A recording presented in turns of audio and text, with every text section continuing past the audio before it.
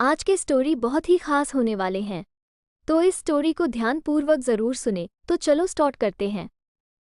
अंश ओबरॉय, उम्र 28 साल, 6 फीट हाइट, गोरा रंग और दुनिया का नंबर 1 बिजनेसमैन। उसकी पर्सनैलिटी ही काफ़ी थी लड़कियों को अपना दीवाना बनाने के लिए, पर वो लड़कियों से सख्त नफरत करता था। सुबह का समय अंश सुबह 5 बजे उठ जाया करता था।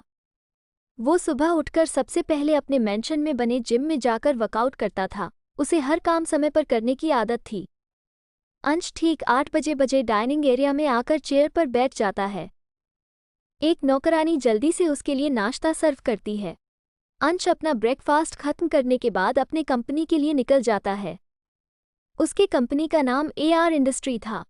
अंश की कार एक बड़े से कंपनी के बाहर आकर रुकती है। कंपनी का सिक्योरिटी गार्ड जल्दी से कार का डोर खोलता है। अंश कार से बाहर निकलता है और सीधा अपने कंपनी के अंदर चला जाता है। अंश अपने कंपनी के प्राइवेट लिफ्ट के अंदर जाता है। वहां उसके अलावा किसी को भी जाने की परमिशन नहीं थी। ऑफिस के बाकी स्टाफ के लिए अलग से दूसरी लिफ्ट बनाई गई थी। अंश थोड़ी देर के बाद ही लिफ्ट से निकलकर सीधा अपने केबिन में चला जाता है। वो अपने केबिन में जाकर चेयर पर बैठ जाता है। उसके केबिन में सामने बड़ा सा टीवी स्क्रीन लगा हुआ था। वो रिमोट से बटन प्रेस करता है जिससे वो ऑफिस के सारे लोगों पर बैठे बैठे ही नज़र रख सकता था। अंश को कमचोरी बिल्कुल पसंद नहीं था, इसलिए बहुत सारे लोगों को अपनी जॉब से हाथ होना पड़ चुका था। सब अपना काम खामोशी के साथ कर रहे थे। अंश अपने मैनेजर नितिन को बुलाता है। नितिन जल्दी से उसके केबिन के अंदर आता है।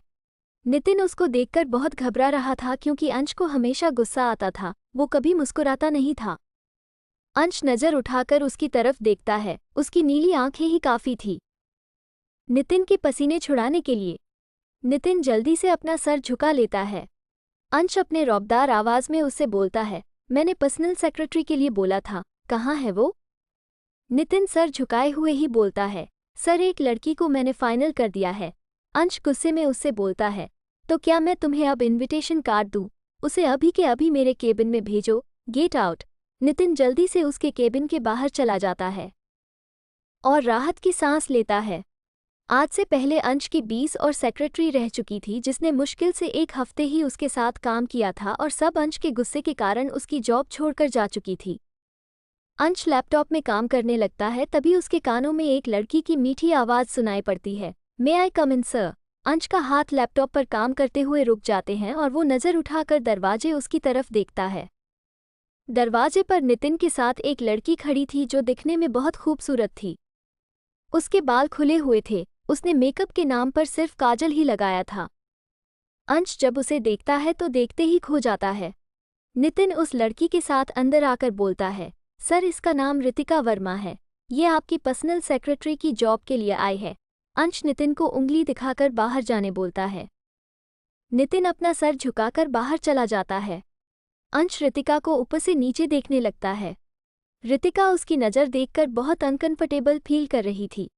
वो खुद में ही बोलती है, ये मुझे ऐसे घूर घूर कर क्यों देख रहा है? फिर वो धीरे से बोलती है, सर। अंश उसकी आवाज़ सुनकर अपने होश में आता है और उसे बैठने बोलता है। रितिका उसके सामने चेयर पर बैठ जाती है। अंश उससे बोलता है, तुम मेरी पर्सनल सेक्रेटरी हो, अब से तुम्हारी फर्स्ट प्रायोरिटी मेरे लिए होनी चाहिए। तुम चाहे जितने भी बिजी रहो, मेरे एक बार बुलाने से तुम मेरे केबिन में आ जाओगी, समझी? रितिका उसकी बात सुनकर थोड़ा घबराकर धीरे से अपना सर हिलाकर बोलती है, जी सर। अंश फिर से अपने लैपटॉप में देखते हुए बोलता है, ठीक है अब तुम जा सकती हो। तुम्हें मारिया पूरा काम समझा देगी कि तुम्हें क्या करना है। रितिका खड़ी होकर केबिन के बाहर चली जाती है। अंश उसे तब तक देखता है जब तक वो उसकी आंखों से ओझल नहीं हो गई। उसके जाने के बाद अंश अपना सर झटक कर बोलता है, ये क्या हो गया मुझे अचानक से? पहली बार किसी लड़की को घूरकर देखता ही जा रहा था। पता नहीं वो क्या सोच रही होगी मेरे बारे में। आज से पहले तो ऐसा कभी नहीं हुआ, फिर इस लड़की को देखकर ऐसा क्यों हुआ? वो फिर से अपना काम करने लगता है। 1 घंटे बाद अंश सामने टीवी स्क्रीन की तरफ देखता है, तभी उसकी नज़र फिर से रितिका पर जाकर रुक जाती है। रितिका ऑफिस के एक स्टाफ अमन से हंसकर बातें कर रही थी। अमन दिखने में बहुत ही ज़्यादा हैंडसम था। ऑफिस की आधे से ज़्यादा लड़कियां अमन को रिझाने की हर वक्त कोशिश करती रहती थी। अंश गुस्से में पियून को अपने केबिन में बुलाता है। पियून जल्दी से उसके केबिन में आकर सर झुकाकर खड़ा हो जाता है। अंश अपनी सख्त आवाज में उससे बोलता है, रितिका वर्मा को मेरे केबिन में भेजो। पियू जल्दी से वहां से चला जाता है। थोड़ी देर में रितिका उसके केबिन के अंदर आती है। अंश उसे चेयर पर बैठने का इशारा करता है। रितिका उसके सामने चेयर पर आकर बैठ जाती है।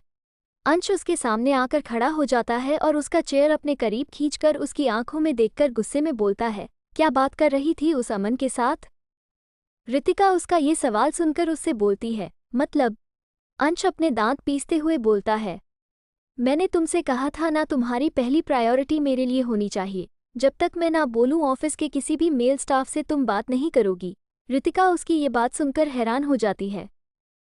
ये स्टोरी आपको कैसा लगा कमेंट में ज़रूर बताना। अगर आपको अच्छा लगा तो मेरे चैनल को लाइक शेयर सब्सक्राइब ज़रूर करें। मिलते हैं नेक्स्ट वीडियो में, तब तक के लिए बाय।